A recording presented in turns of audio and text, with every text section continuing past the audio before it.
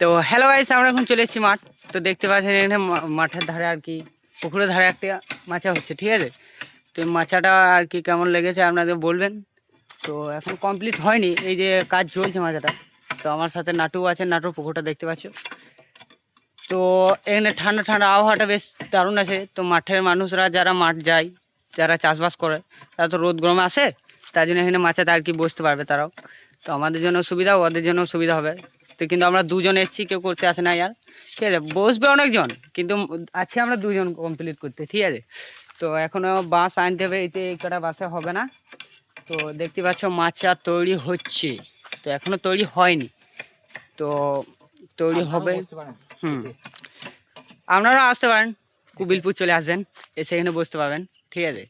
তো ঠান্ডা ঠান্ডা আবহাওয়া দেখতে পাচ্ছেন মাচার ওপরে আর কি বাঁশ ঝাড়, সব বাঁশ ঝাড়ে একদম আর কি অনেক সুবিধা এখানে। পানি পানিতেও রক্ষা পাবো খানি, তবু ওপরে একটু মানে আর কি চাপবে তাল পাতা, তাই তো তাল পাতাও চাপবে। তো নাটু এখন কাজ চলছে, নাটু এখন কাজ করছে, চাচাচাচি করছে আর কি নাটু। তো দেখতে পাচ্ছ। তো এখন আমাদেরকে বাঁশ ফাটাতে হবে, ফাটিয়ে নেওয়ার করে আবার চাপাইতে হবে, চাপিয়ে নেওয়ার করে কমপ্লিট হবে, তারপর পার্ট 2 বানাবো ইনশাল্লাহ। তো আজকে এই অবধি, তো দেখতে পেলেন এই অবধি কমপ্লিট হয়ে যাবে আমাদের। তো এখনও কমপ্লিট হয়নি, তো পার্ট 2 বানাবো এই মাচাটার। বেশ, টাটা, বাই বাই।